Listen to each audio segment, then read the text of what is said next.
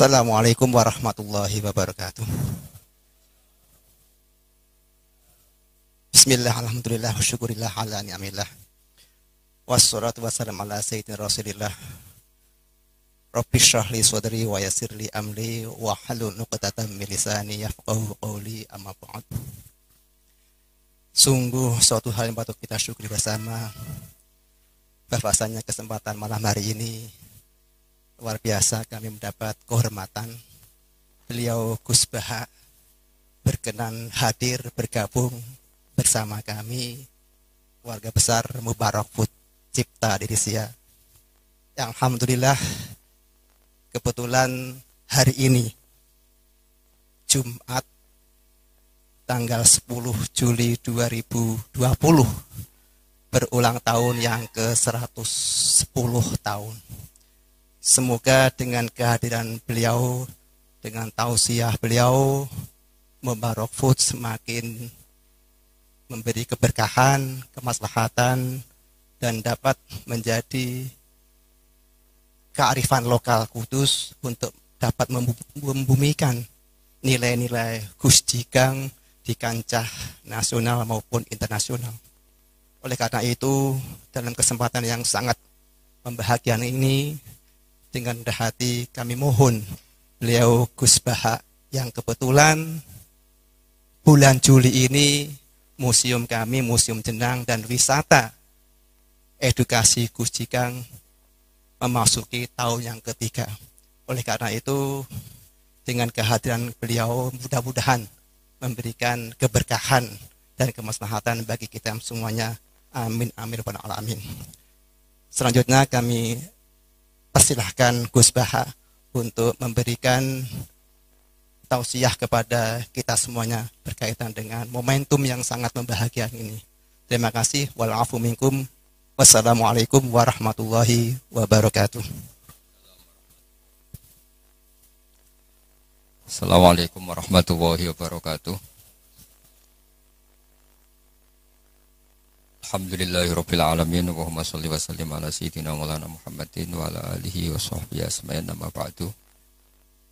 Keluarga besar Mubarak Food sekarang ya.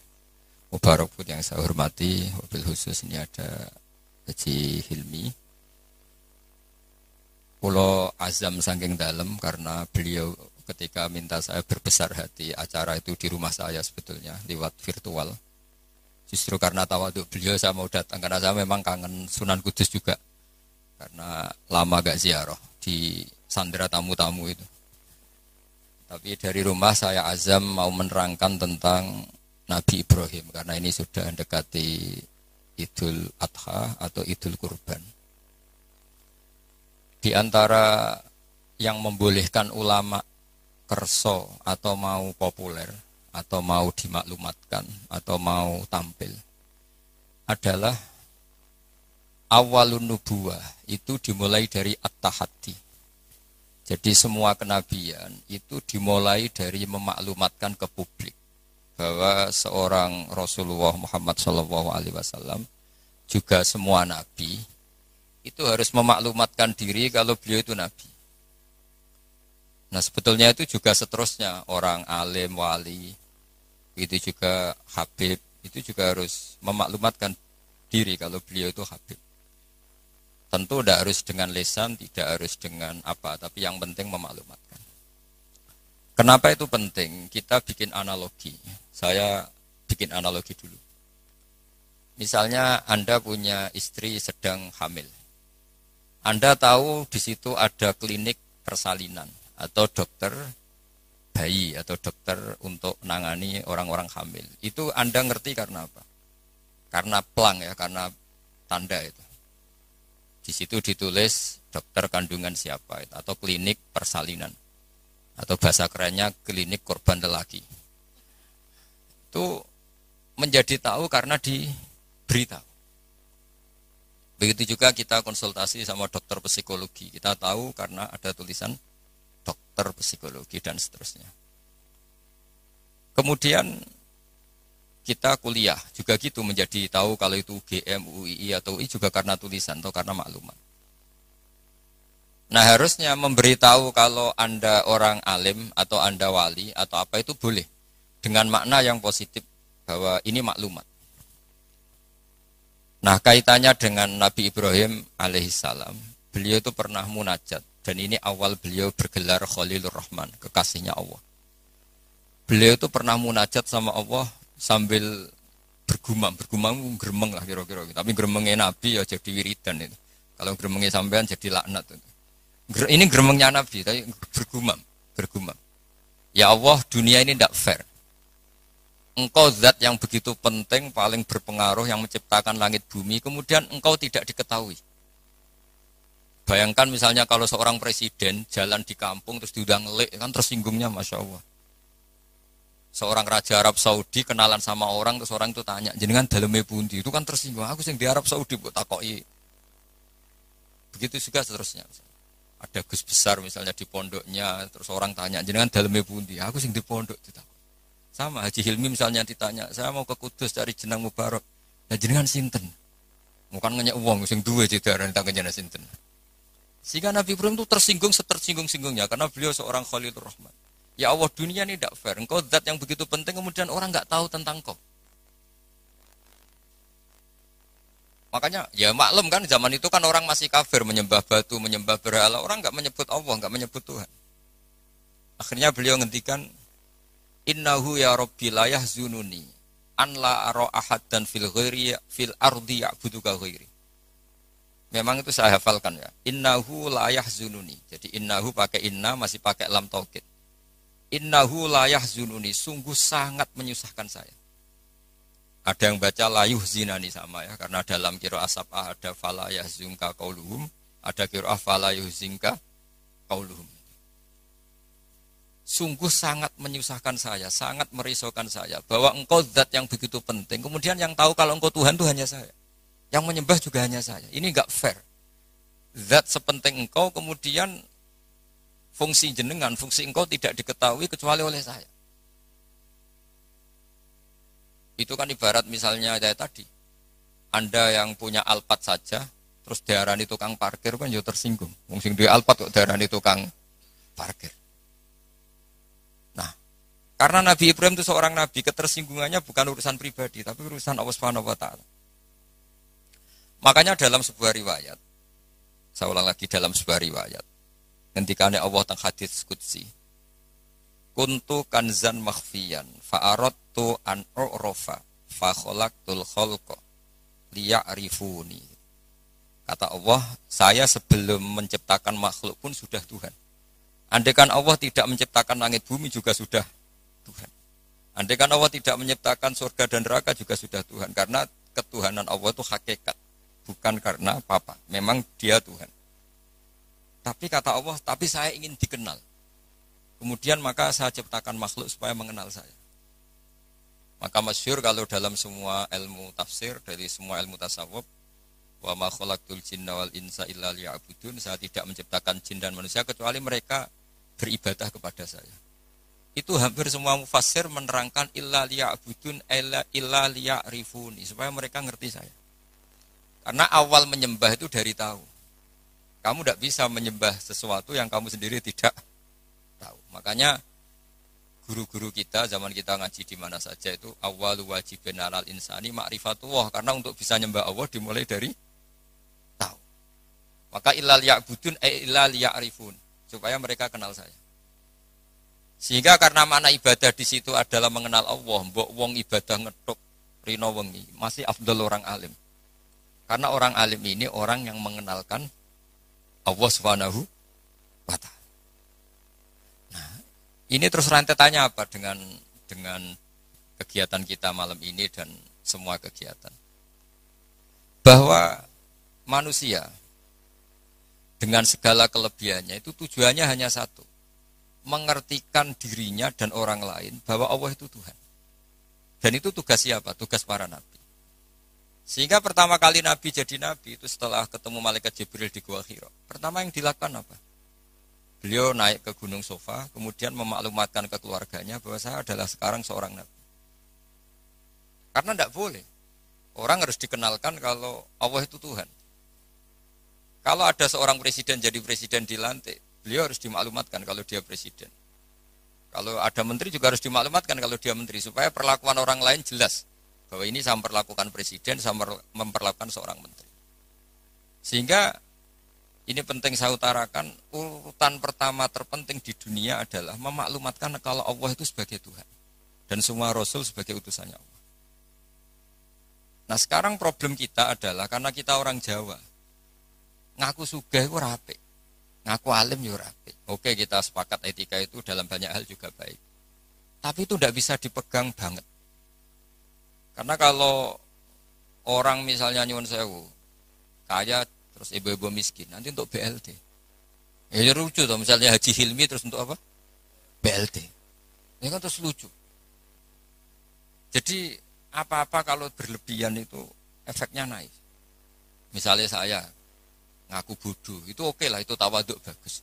Tapi misalnya aku ngaku bodoh, terus orang mulang tafsir, gak mulang apa, terus tafsir diulang ngomong sing ra jelas. Itu kayak apa dosanya saya? Saya masih ingat di antara awal-awal saya kenal Pak Quraish Shihab, kata beliau, kita ikut dosa kalau yang mengajar itu tidak ahlinya, karena enggak karu-karuan. Sehingga apa?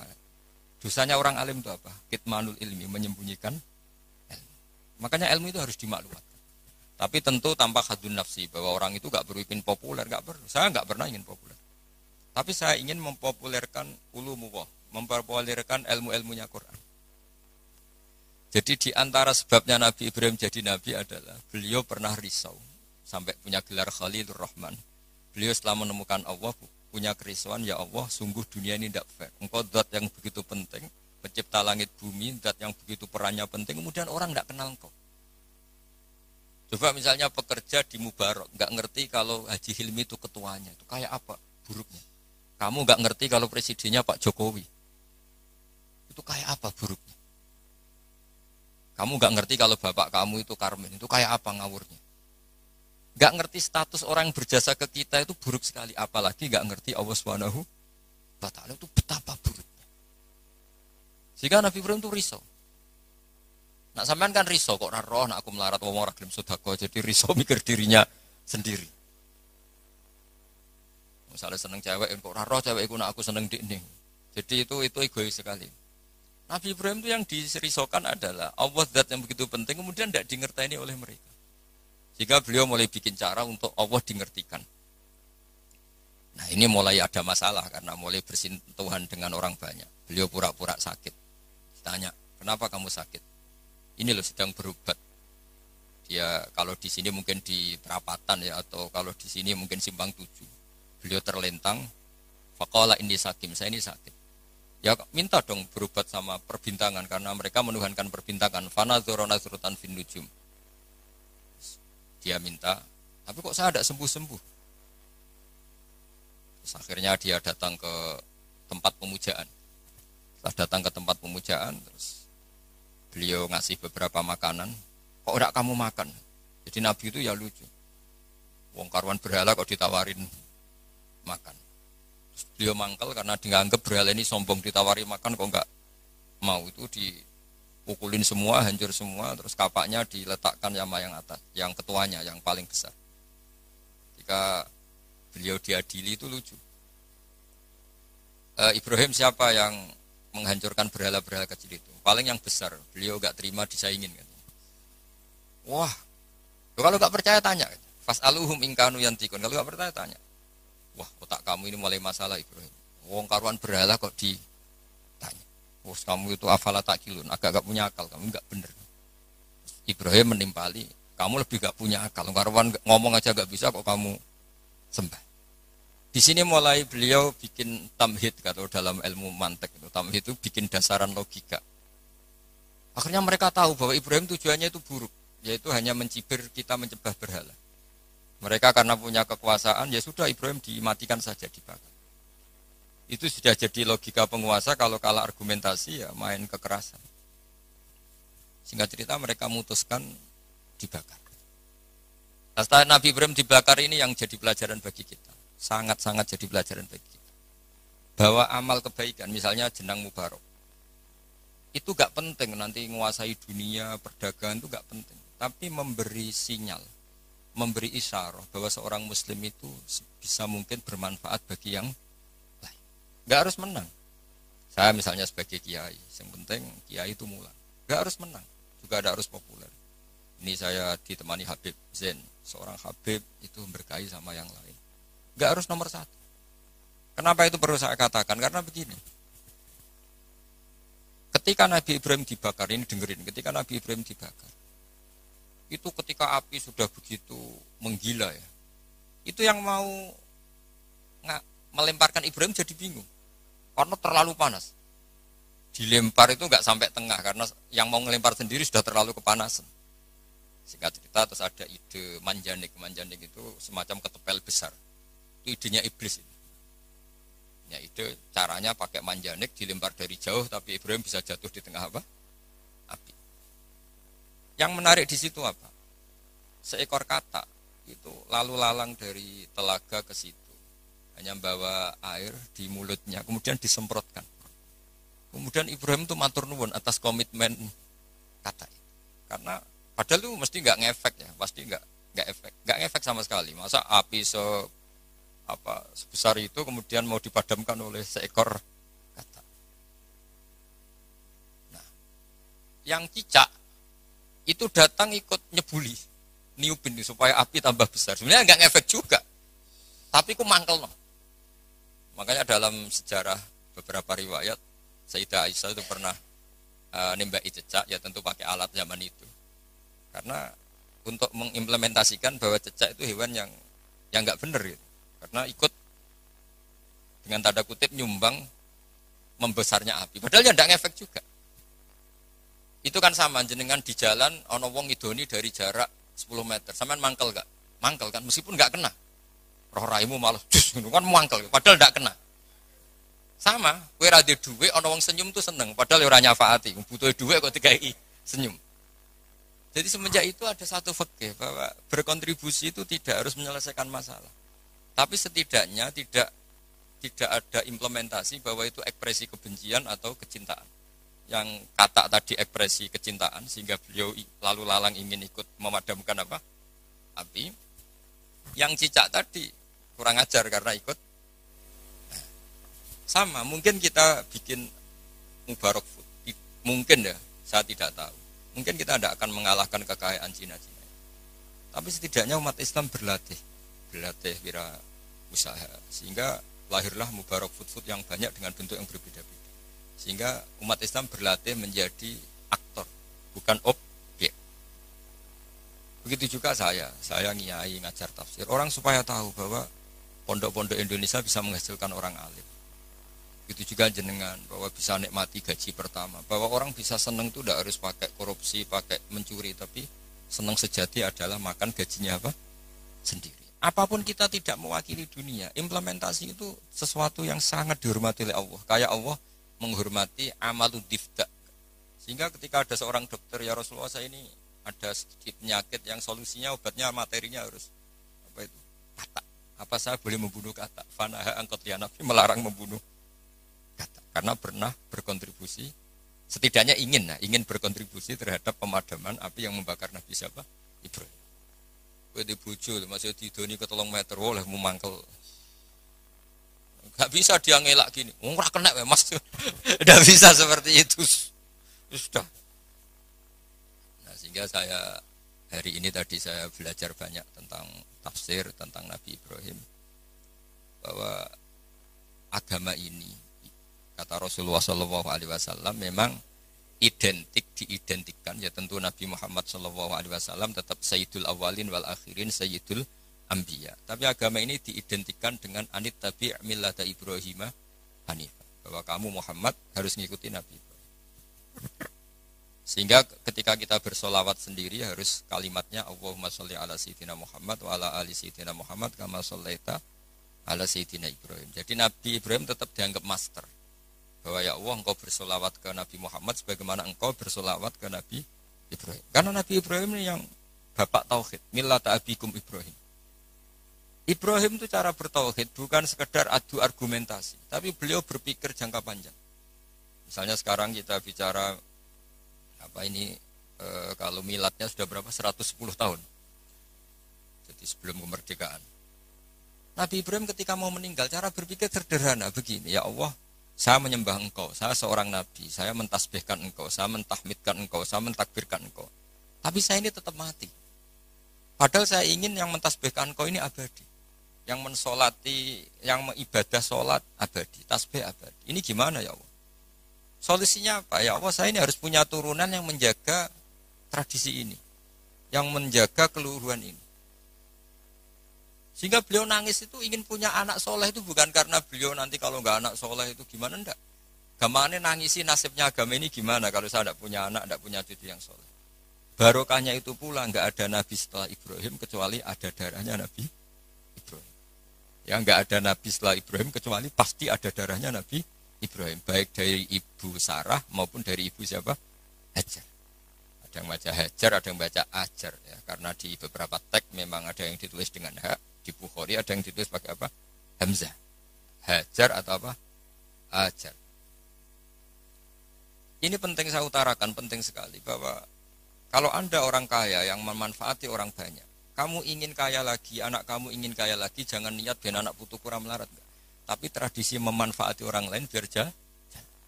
Sama, saya juga ingin nanti anak saya alim. Tapi bukan berarti ingin anak saya terus dicucup orang, disalami template, enggak. Ingin menjaga bahwa harus ada orang alim. Nah, kenapa harus anak kandung? Padahal murid bisa. Karena manusia itu didik orang lain itu ya repot. Omah sekolah ra ketompo terus mondok. Enggak ribet ngadepi wong liya itu. Timbang ning omah nakal dititipno pondok. Ribet. Meskipun kita terima itu sebagai santri, tapi kan komitmennya beda, cara berpikir beda. Makanya didik ini bukan berarti ya tetap beda. Sehingga Nabi Zakaria ketika ditanya, kenapa engkau begitu fanatik minta anak kandung, walada sulbi itu anak kandung. Kata beliau, wa inni khiftul mawaliya mewaroi. Kalau orang lain mewarisi saya, itu pasti cara berpikir tidak persis-persis amat. Meskipun solehnya mungkin mirip ya, tapi tetap beda. Saya punya pengalaman. Tidak sampean jangan terus kecil hati, saya ada anak kiai. Kesolehan itu tidak harus jadi kiai. Saya punya pengalaman entah buruk, entah baik, terserah cara Anda menafsirkan. Kiai itu kalau betul-betul kiai itu melihat orang sholat itu senangnya Masya Allah. Melihat preman sholat itu senang. Melihat orang tobat senang. Padahal ya orang untung-untungnya di mana juga. Gak ada untungnya. Tapi karena dia dididik bahwa sholat ini cagai bumi. Apalagi kalau kiai ini sudah jadi wali. Bahwa Allah tidak menghancurkan bumi ini pertimbangannya karena masih ada yang sholat. Sementara kalau kamu itu otaknya pedagang, roh wong salat itu banyak kebutuhan sarung. Wah, nak ngono gawe sarung. Berarti tekem Cina kayak tadi. Banyak orang haji terus Cina merodok apa? Pakaian apa? Ihram. Banyak orang wiridan terus Cina meroduk apa? Tasbih. Tapi kalau wali itu tidak begitu cara berpikir. Jadi melihat orang salat itu, ya Allah itu luar biasa. Terus kepikiran, nyari kalimat apa yang kira-kira dengan sujud itu benar-benar plus tauhid. Akhirnya dicari-cari lah kira-kira kalimatnya subhana rabbiyal a'la bihamdi maha suci engkau yang maha luhur. Karena sekali sujud itu dia tidak benar komitmennya, bisa sujud kepada makhluk.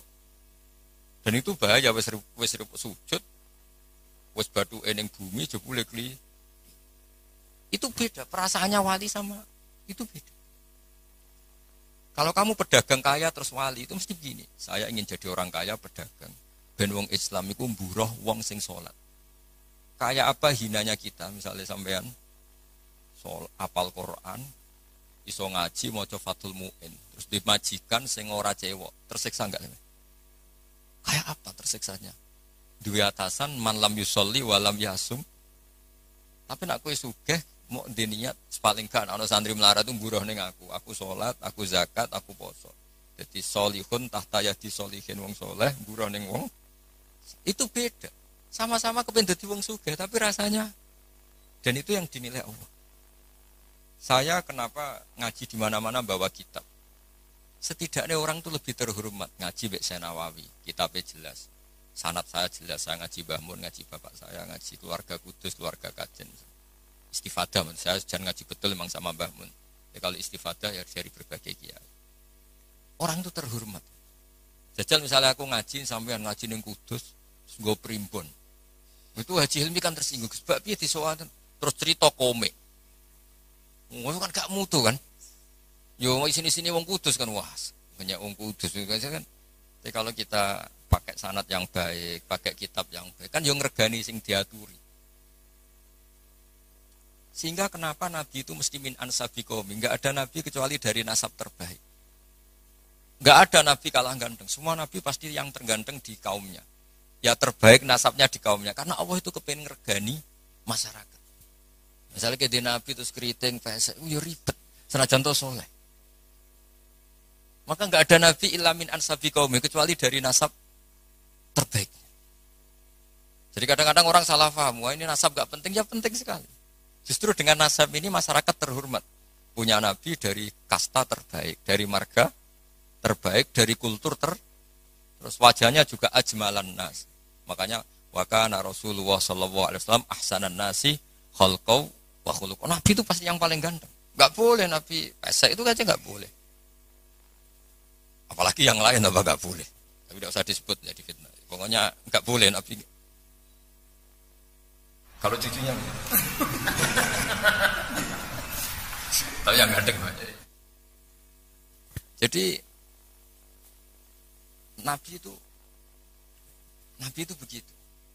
Saya dulu ya mikir kenapa sih Nabi harus paling ganteng, paling bernasab.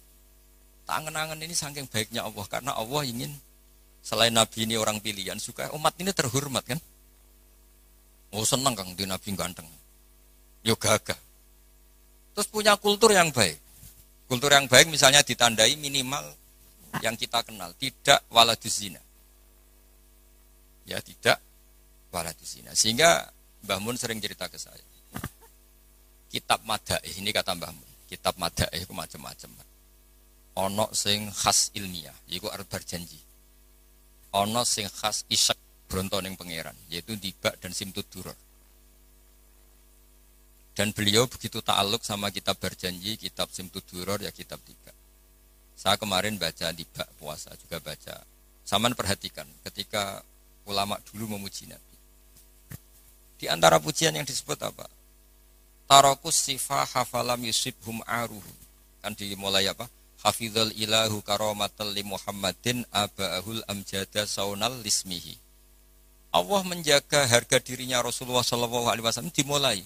Sayyid Abdullah enggak pernah zina, Sayyid Abdul Muthalib enggak pernah zina, Sayyid Hashim enggak pernah zina. Karena betapa buruknya kita kalau punya nabi dari nasab yang tidak benar. Maka pujian pertama yang dilantunkan apa? Tarokus sifaha. Mereka meninggalkan perzinahan. Falam yusibhum aruhu. Maka babanya nabi itu tidak ada ceritanya yang mau berbuat zina.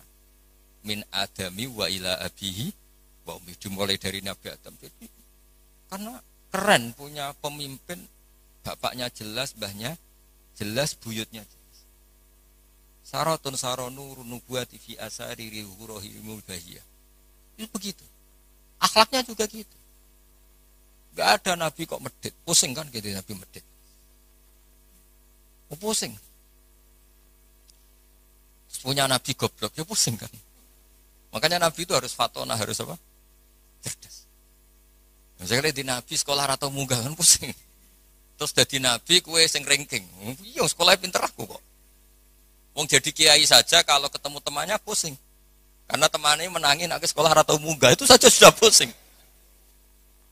Makanya jangan pernah jadi kiai ketika kiai kamu masih hidup itu menangi goblokmu itu. Wah itu masalah itu kan. Wong konco kiai ketemu konco pengapesan. Kok iso ngorek muin. Wong dhisik maca jurumiyah sering ditek itu ada masalah kan. Makanya terus akhirnya dukun berkode apa ngiyai masalah jalan pintas dukun. Ini saya cerita sehingga Nabi itu mesti dari gen terbaik. Hafizul ilahu karomatan li Muhammadin aba'ul amjada saunalismi. Allah menjaga harga diri Nabi itu tidak mulai Nabi Muhammad, itu dimulai dari Nabi Adam. Begitu juga menyangkut ibunya. Terus begitu. Jadi gak ada penjagaan sesempurna kayak Allah menjaga kekasihnya Rasulullah Shallallahu Alaihi Wasallam. Tapi sekarang itu memang zaman fitnah ya macam-macam. Orang baca tiba dikatakan bid'ah. Saya bilang Andai kan tiba kamu baca pakai bahasa Indonesia, itu saya yakin tidak ada yang bilang bid'ah. Karena itu buku sejarah. Berhubung mbok waca ndrememel koyok mantra. Lah iku sing mari akhire darani bid'ah. Coba kalau kamu baca bahasa Indonesia di depan orang yang biasa darani itu bid'ah. Nah, kamu baca aja. Baca. Baca yang apa? Di sini biasanya tiba apa berjanji. Pasim tuturor apa saja saya hafal insyaallah. Enggak yang terkenal saja. Berjanji apa? Apa? Al berjanji misalnya dimulai dari apa? Yang mulai wabaktu ya. Wabaktu faqul huwa Muhammad bin Abdullah bin Abdul Muthalib. Itu kan kalau ditulis bahasa Indonesia ya, ketahuilah bahwa Muhammad putranya Sayyid Abdullah. Muhammad bin Abdullah bin Abdul Muthalib. Abdullah itu punya bapak namanya Abdul Muthalib. Wasmuhu Syaibatul Hamdi. Sayyid Abdul Muthalib itu nama lainnya adalah Syaibah. Kila itu ketika beliau lahir sudah beruban. Syaibatul Hamdi, orang beruban yang sering baca tahmid, baca Alhamdulillah. Sehingga dulu Ka'bah itu kalau menuju ke Ka'bah ada namanya Babu Bani Syaibah. Kalau kamu ngaji fikih kesunatan masuk apa? Masjid Haram dari Babu Bani Syaibah, itu nama lain dari Sayyid Abdul Muthalib. Wasmu Syaibatul Hamdi. Kenapa dikatakan Alhamdi? Humidat hisaluhus saniyah. Beliau punya perilaku-perilaku yang sangat terpuji. Di antara yang paling masyhur adalah ketika penduduk Mekah kesulitan nyari air, beliau munajat terus sama Allah sampai mimpi dingertikan lagi oleh Allah tempat Zam-Zam. Apa tempat Zam-Zam? Akhirnya beliau ngeduk lagi. Makanya Zam-Zam itu dinisbatkan ke Abdul Muthalib. Padahal Zam-Zam tentu mulai Nabi Ismail. Paham ya? Tapi di bab tertentu dinisbatkan Abdul Muthalib. Makanya masyhur wa yundabul mausulu billadhi istahar kabi'ri Zam-Zamin yali waman hafar. Jadi Abdul Muthalib itu punya gelar waman hafaro bi'ro Zam-Zama. Wahai orang yang menggali lagi sumur apa? Zam-Zam. Jadi beliau itu intinya itu lama sekali penduduk Mekah itu sudah kehilangan Zam-Zam. Abdul Muthalib munajat akhirnya karena beliau min dzurriyyati Ibrahim dingertikan Zam-Zam. Makanya kata Alfiyah apa? Wa yundabul mausulu billadhi istahar kabi'ri Zam-Zamin yali waman hafar. Sudah kita terjemah saja. Abdul Muthalib nama lainnya adalah Syaibatul Hamdi, orang tua yang selalu muji Allah. Kenapa terpuji? Karena semua perilakunya termuji. Wasmuhu Syaibatul Hamdi humidat hisaluhus saniyah. Ibnu Hashim. Ya terus begitu. Ladekan itu kamu tulis dengan bahasa Indonesia. Kamu kasihkan orang yang biasa membid'ahkan tiba atau berjanji. Wah bagus ini buku sejarah. Tapi setelah kamu baca Arabnya, kenapa jadi bid'ah? Itu yang salah itu dua-duanya menurut saya. Yang dengarin nggak paham, yang baca kayak jimat. Karena yang nggak paham terus, Allah, apa maksudnya nggak jelas mungkin. Ya sama-sama nggak jelas itu akhirnya berakibat nggak jelas juga kan. Makanya saya mohon niru kayak Habib-Habib Yaman tuh. Kalau baca berjanji itu diam semua. Karena paham, do nangis. Yang baca ya nangis. Nangis paham, bukan nangisin nasibnya enggak. Jangan gak cerita Mbah Mun pernah cerita di sekono khotib GR gede rumongso. Ini cerita Mbah Mun ya cerita kiai lah, banyak cerita itu masyhur. Barang ono ada wong desa ku nuwakis dikira khotib khotbah sukses. Ora takoki wah khotbahku sukses yo. Mboten kula eling jenengan eling wedhus kula sing ilang. Dadi wonge malah dimiripno. Oh mangkelnya khotibnya, wah semong di padano. Jadi nangisnya itu enggak benar. Jadi ini saya cerita. Dan nasab ini terus kata Said berjanji wa adnanu bila raibin inta zalimil ulumin nasabiyah ila dzabihi Ismaila nisbatuhu wa muntama. Nabi Ibrahim itu adalah Abul Arab. Makanya kata berjanji wa adnanu bila raibin inta dzabil ulumin nasabiyah ila dzabihi Ismail. Sayyid Adnan ini tidak ada keraguan lagi menurut para pencatat nasab bahwa beliau adalah turunan Nabi siapa? Ismail. Nah Ismail itu bin Ibrahim. Kenapa Imam berjanji harus cerita itu ngotot? Karena beliau tahu problem utama Rasulullah Muhammad jadi Nabi dan akhirnya memaklumatkan kalau beliau Nabi adalah orang Yahudi tanya, man huwa? Wa ma nasabu? Dia itu siapa? Lalu nasabnya siapa? Karena lama sekali orang Arab itu jahiliyah. Jauh dari peradaban agama. Sehingga ketika ada isu lah, kalau menurut yang Yahudi, bukan menurut bahasa kita. Ketika ada isu bahwa orang Arab ada yang jadi nabi, itu orang Yahudi mencibir. Gak mungkin Nabi ilah min Bani Israel. Gak mungkin nabi kecuali turunan apa?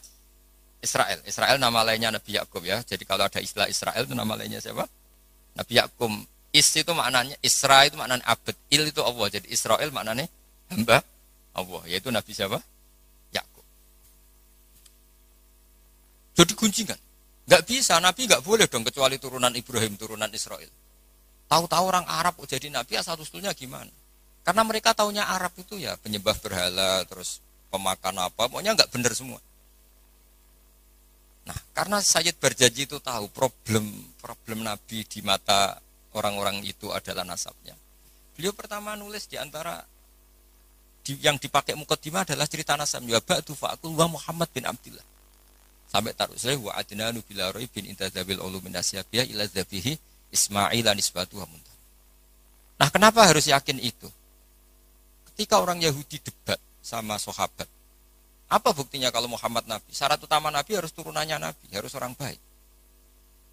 Akhirnya Allah membela kekasihnya fihi ayatum bayyinatum maqamu Ibrahim. Bukti kalau Ibrahim pernah singgah di Mekah adalah di situ ada batu yang ada jejak kaki Nabi Ibrahim.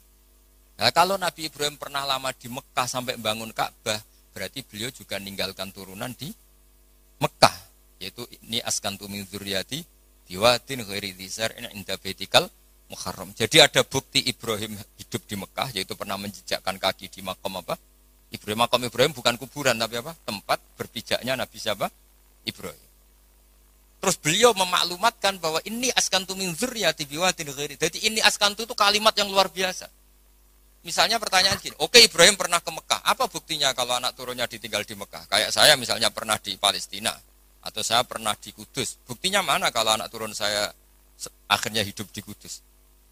Makanya dibuktikan sama Allah, ini askantu min dzurriyyati. Kata Nabi Ibrahim, ya Allah, anak turun saya ini ada yang saya letakkan di sini. Saya mukimkan di sini, saya mustautinkan di sini. Saya berdomisilikan di sini. Yaitu Nabi Ismail. Artinya gini, ketika Imam Barjanji cerita waba'du fa'akul itu luar biasa. Itu yang menjawab keraguan orang, yaitu orang Yahudi atau siapa saja yang meragukan nasabnya Nabi. Sudah setelah nasabnya ketemu sapi Ibrahim sudah sah karena syaratnya Nabi itu dzurriyatam ba'duha. Setelah nasabnya sah baru khasnya apa? Di antara khasnya adalah tarokus sifah hafalam yusibhum aruhu min adami wa ila abihi wa ummi. Sehingga yang namanya nikah itu bukan adat Islam saja. Zaman jahiliyah juga ada apa? Nikah. Ya tentu setelah Islam disempurnakan iya, tapi zaman jahiliyah itu sudah ada nikah. Buktinya begini. Ketika Rasulullah SAW mulai aneh-aneh ngaku jadi nabi, ini menurut bahasa mereka loh. Ini saya cerita menurut bahasa mereka, bukan bahasa saya. Itu kata orang-orang Quraisy, kafir Quraisy gimana? Muhammad kok mulai aneh-aneh, ngajak nyembah pangeran Sitok, meminta supaya kita menyembah Allah satu. Padahal tren mereka menyembah Tuhan yang apa? Banyak. Itu mereka cara mengatakan gini. Kalau kamu menghendaki itu, kamu aneh-aneh itu ingin perempuan, ingin harta, ngomong. Kalau kamu ingin harta, jama'na laka malan. Kita akan mengumpulkan harta, fatakuna aktsaron nasi malan. Kamu akan orang jadi orang paling kaya. Terus ketika kamu aneh-aneh ingin kawin, ingin perempuan cantik, kita tembungkan ke keluarganya, kita mintakan keluarga. Terus fazawwasnakaha. Kemudian kami nikahkan kamu kepada perempuan itu. Intinya orang jahiliyah zaman itu sudah anti apa? Berzina. Orang kok kalau kamu suka perempuan tak sewa, no, itu enggak.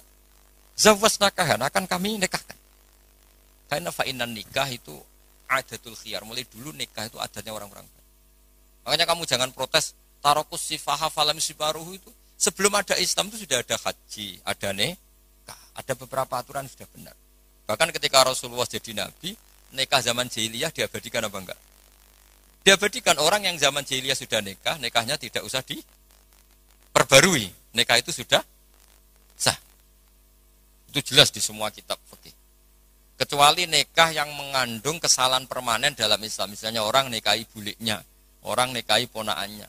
Asal yang dinikahi normal itu sah selamanya. Tapi ternyata nggak terjadi orang nikahi bolehnya atau nikahi ponaannya. Karena tadi masih ada sisa-sisa syariat Khalilillah Ibrahim. Masih ada sisa-sisa syariatnya Nabi siapa? Ibrahim. Jadi ini penting saya utarakan supaya kita dapat barokahnya Nabi Ibrahim alaihis salam. Karena ini mau mendekati Idul Adha.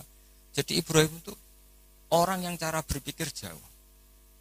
Jadi saya mohon sama Pak Khidmi semualah orang kaya maupun orang miskin, setengah kaya setengah miskin. Kalau punya pilihan itu niatnya yang banyak. Ya tadi misalnya kita ingin jadi orang kaya, punya pekerja banyak. Niati biar orang soleh ini tahta yadi solihin. Orang soleh juga nyuwun sewu kalau bisa yang buruh sama orang soleh. Kan lebih punya izzatun nafsi, lebih punya apa harga. Meskipun ya tidak harus. Artinya tidak harus itu ya. Saya bukan berarti mengaramkan orang Islam kerja di non Muslim ya enggak. Ini kan cerita niat, bukan cerita satu sentimen agama enggak. Kita nasionalis religius lah cara bahasa sekarang goalnya itu enggak masalah. Tapi ini kan cerita. Ketika saya ini meskipun kecelok alim itu masih belajar sampai sekarang. Setidaknya lebih menghormati lah. Kalau kita ngaji ya belajar. Meskipun ya tetap mungkin salah namanya manusia, tapi lebih menghormati. Kalau kamu jadi dokter ya masih belajar, sehingga orang wong ngeluh mau obati penisilin. Kalau sudah tidak belajar pasti gitu kan. Ilmunya sudah tidak update, sementara penyakitnya update. Itu kan kayak banyak orang kuno itu. Ilmu kuno digonyolusiannya cah saiki kan bingung. Dan Nabi Ibrahim sudah bervisi jangka panjang. Jadi ketika beliau tahu kalau pasti meninggal, beliau berdoa. Rabbana wab'ats fihim rasulam minhum yatlu 'alaihim ayatika. Ya Allah, saya ini pasti meninggal, maka zuriyah saya harus jadi rasul. Di mana rasul itu tugas utamanya apa? Yatlu 'alaihim ayatika. Saya hanya punya kepentingan ada yang selalu memaklumatkan bahwa engkau itu Tuhan. Bahwa cara menyembah engkau orang juga benar karena anut guru. Jadi kekhawatiran beliau itu enggak ada rasul yang yatlu 'alaihim ayatika yang membacakan ayat-ayatmu. Betapa bahayanya kalau kita ini terus kemudian tidak ada ulama, tidak ada kiai. Mungkin kita sudah menuhankan uang, menuhankan jabatan. Tapi barokahnya banyak ulama, banyak kiai. Kita hanya menuhankan Allah Subhanahu wa taala. Ono corona ya tenang, ono puwe tenang. Semati ya mati aja biasa. Coba kita zaman dijajah Belanda, kayak apa susahnya kita. Itu orang-orang kita dulu ya bahagia. Dan banyak istrinya banyak padahal zaman itu. Padahal zaman sekarang aja susah, zaman itu sudah. Coba kita kuno-kuno itu. Istrinya rata-rata satu apa banyak. Padahal zaman dijajah. Artinya nikmatnya Allah itu enggak kurang pasal. Yang bahagia ya banyak. Sekarang zaman modern yang susah juga. Itu kalau kata Mbah Mun, pangeran tetap sitok. Sing dadi pangeran tetap Allah. Enggak usah kamu teliti dunia, podo wae yang pangerane podo. Artinya mulai Nabi Adam sampai kiamat ya ono seneng, ono susah. Ono kasil, ono ra kasil. Wis ora usah mbok teliti, wis ngono mesti ngono. Jadi kira usah penelitian zaman Nabi Adam. Kok polanya sama? Ada yang tertawa, ada yang menangis. Ya ada saat tertawa. Hubungan bojo kok teliti satunya podo. Kadang yang mesra, kadang yang tukaran. Ya sudah sama. Kancanan yang ngono, kadang seneng, kecewa. Ya ngono. Akhirnya kita belajar dari itu ngelmoni. Termasuk akhirnya ada Imam Syafi'i, ada yang ngarang hikam. Cara ngelmoni itu ya lucu lama itu. Malah enak digedingi wong akeh, ra diutangi. Loh kira-kira utang Haji Hilmi itu yang kenal apa yang gedeng? Yang kenal, orang kenal juga gak baik.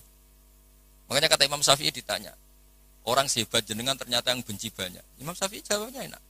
Waman asa'a ilaika faqad atlaqaka. Sebenarnya orang benci kamu itu positif. Minimal gak utang kue. Kowe tahu nyileh mobil wong sing mbok gedingi. Tapi nak kowe akrab mek Haji Hilmi bahaya iso nyileh Alphate, nyileh macam-macam. Jadi enteng saja ulama. Ada orang cerita Imam Syafi'i orang yang tadi nyucup jenengan, hormat jenengan, ternyata setelah di luar ngerasani jenengan. Itu gaya-gaya nantok hormat jenengan, setelah di luar ngerasani jenengan. Imam Syafi'i ini alhamdulillah, berarti aku wibawa, ning arep kurawani. Jadi dianggap enteng saja. Karena apa ya, orang dulu itu ya sudah munajatnya sama Allah sudah. Hikam yang ngarang hikam ini cerita bahwa harus diilmoni. Hikam itu malah lebih gampang lagi. Ketika Allah memberikan apa yang kamu inginkan, itu berarti mata a'toka asyhadaka birrah. Ketika Allah memberikan apa yang kamu inginkan, maka Allah ingin mengertikan kamu bahwa Allah itu zat yang baik. Sehingga kamu minta apa saja dikasih. Wa mata mana'aka asyhadaka qarra. Ketika Allah menghalangi yang kamu minta, asyhadaka qarra. Bahwa Allah menunjukkan saya ini Tuhan, enggak bisa kamu dikte-dikte. Lho kowe di pangeran terus nurut terus mbek kowe iku ya ora gaya. Pangeran kok nurutan, itu kerennya di mana coba? Pangeran yo gagah kudu al-qahar, zat yang enggak bisa diatur. Jadi kena ndonga ora disebadani nggih Gusti top jenengan. Ora kena dirayu, ora kena diatur, atur. Wes pangeran tenan jenengan. Misalnya pangeran nurut terus iku pangeran, tak budak kan gitu. Makanya Allah tidak hanya punya sifat Rahman Rahim, itu Al-Jabbar, Al-Qahar. Jadi segampang itu. Lho kayak di pangeran terus nurut mbek kowe kan. Aku lah kecewa. Mesti protes lho. Gusti ngono kok jenengan tuh. Jadi enteng saja ulama dulu muamalah sama Allah. Mata atau ka'asyadaka birrah. Ketika Allah memberi kamu, anggap saja Allah mengenalkan ke kamu bahwa dia zat yang terbaik. Wa mata mana aka asyadaka qarra. Ketika Allah tidak nuruti karep kamu, Allah itu ingin menunjukkan ke kamu, aku itu pangeran. Tetap yaf'alu ma yasha. Enak ya pangeran buat atur-atur. Nah, nurut aku sing nurut kowe kan gitu. Coba keren mana punya Tuhan yang begitu sama yang nurutan. Coba. Keren mana? Keren sing Allah tetap yaf'alu ma yasha. Tapi kalau ilmu ini tidak kamu perbarui terus dengan ilmunya ulama, maka kamu akan menganalisis Allah dengan cara kamu sendiri. Oh, jari api anjut aku jaluk ora dituruti. Wah, setan amoh.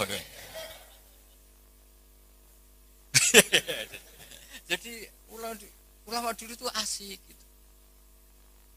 Coba saya itu termasuk kiai muda yang enggak mati, bukan karena saya apa. Rasulullah tuh kalau ngajari melihat kehidupan kematian tuh rileks.